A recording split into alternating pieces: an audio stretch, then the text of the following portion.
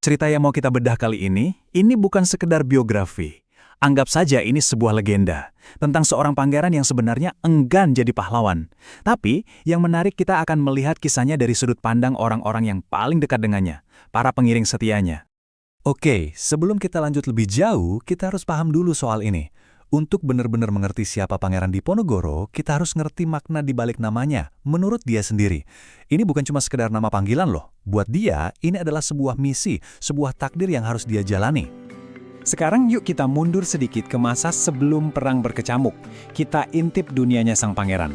Ini bukan kehidupan yang penuh intrik politik atau kemewahan istana, tapi justru kehidupan yang penuh dengan iman, alam, dan pengabdian yang sunyi di tanah miliknya, di Tegal Rejo. Nah, ini dia gambaran sosoknya. Bayangin deh, ada seorang pangeran yang secara sadar menolak gemerlap tahta dan lebih memilih tinggal di desa. Dia ini seorang pelajar hukum Islam Jawa yang sangat taat, hobi berkebun, dan bahkan mengoleksi binatang. Dia juga seorang ayah bagi banyak anak.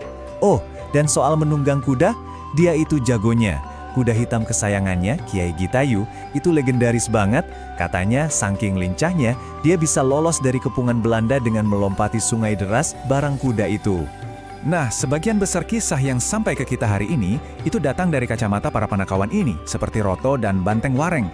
Mereka inilah yang melihat sisi manusianya Diponegoro, tawanya, marahnya, bahkan saat dia sakit.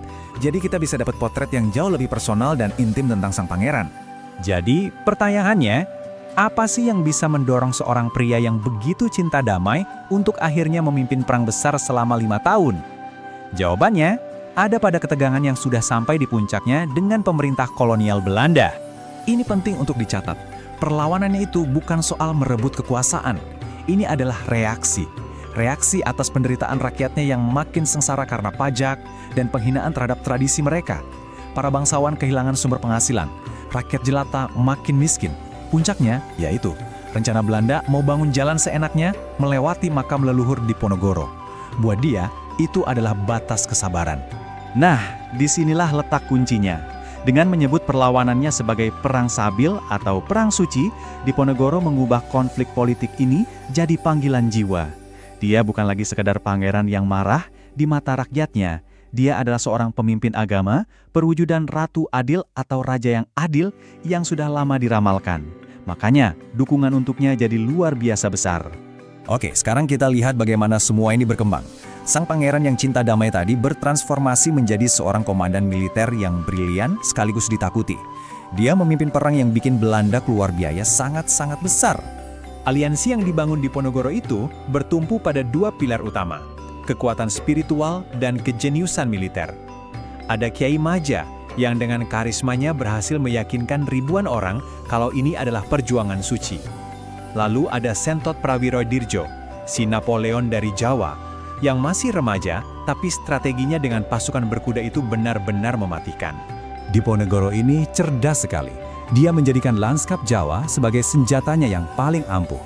Musim hujan yang jadi mimpi buruk buat tentara Eropa malah jadi sahabatnya. Sungai-sungai jadi jalan rahasianya. Dan yang terpenting, hati rakyat jadi benteng pertahanannya. Dia nggak melawan dengan kekuatan otot semata, tapi dengan otak. Tapi, perang ini memakan biaya yang sangat mahal. Bukan cuma uang, tapi nyawa. Selama 5 tahun pertempuran, diperkirakan ada 200.000 orang Jawa yang meninggal, baik karena pertempuran, kelaparan, atau wabah penyakit. Skala penderitaannya benar-benar nggak terbayangkan. Di sisi lain, Belanda juga rugi besar. Mereka kehilangan 15.000 tentara, dan 8.000 diantaranya adalah orang Eropa asli. Jadi, ini bukan sekedar pemberontakan kecil-kecilan. Ini adalah perang habis-habisan yang hampir membuat kas kolonial bangkrut. Ironisnya, perang ini nggak berakhir dengan pertempuran dahsyat di medan laga. Akhir ceritanya ada di meja perundingan. Sebuah perundingan yang diadakan di bulan suci Ramadan, tapi sayangnya dibangun di atas tipu muslihat. Karena menghormati kesucian bulan Ramadan dan memegang janji seorang jenderal, Diponegoro datang dengan niat baik. Dia bahkan setuju untuk nggak membahas politik selama bulan puasa. Tujuannya cuma silaturahmi. Tapi dia nggak tahu kalau dia sebenarnya sedang berjalan masuk ke dalam sebuah perangkap. Nah, ini dia inti dari warisannya, yang tergambar dengan sangat jelas di sini. Di satu sisi, ada lukisan versi Belanda karya Pieneman. Di situ, Diponegoro digambarkan pasrah, kalah, dan menyerah. Tapi lihat lukisan satunya, Mahakarya dari Raden Saleh. Ceritanya beda total. Di sana, Diponegoro berdiri tegar, penuh perlawanan, kepalanya terangkat. Justru para perwira Belanda yang kelihatan gelisah. Ini bukan penyerahan, ini pengkhianatan. Sejarah itu kan seringnya ditulis oleh pemenang. Lukisan Tiananmen itu versi mereka. Tapi versi Raden Saleh, kisah tentang pengkhianatan bukan penyerahan, itulah yang akhirnya meresap dan menjadi jiwa bangsa Indonesia. Ini membuktikan kalau narasi yang paling kuat itu kadang bukan tentang kemenangan, tapi tentang perlawanan yang tak pernah padam. Sekarang, kita masuk ke babak terakhir dalam hidupnya. Dia ditangkap, diasingkan jauh dari tanah kelahirannya. Tapi pertanyaannya, apakah semangatnya benar-benar berhasil dipatahkan?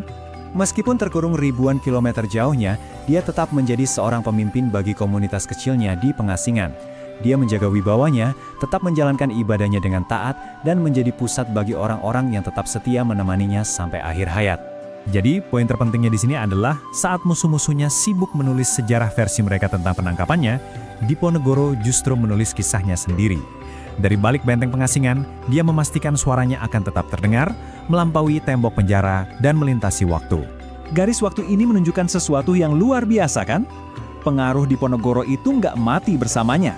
Justru sebaliknya, pengaruhnya terus tumbuh selama lebih dari 1 abad. Dari seorang pangeran yang terbuang menjadi pilar utama bagi identitas bangsa Indonesia modern. Pada akhirnya, Diponegoro mungkin kalah dalam perang fisik, tapi dia memenangkan pertarungan untuk merebut jiwa bangsanya. Kisahnya tentang perlawanan yang benar melawan kekuatan yang jauh lebih besar terus menginspirasi kita semua, bahkan sampai hari ini.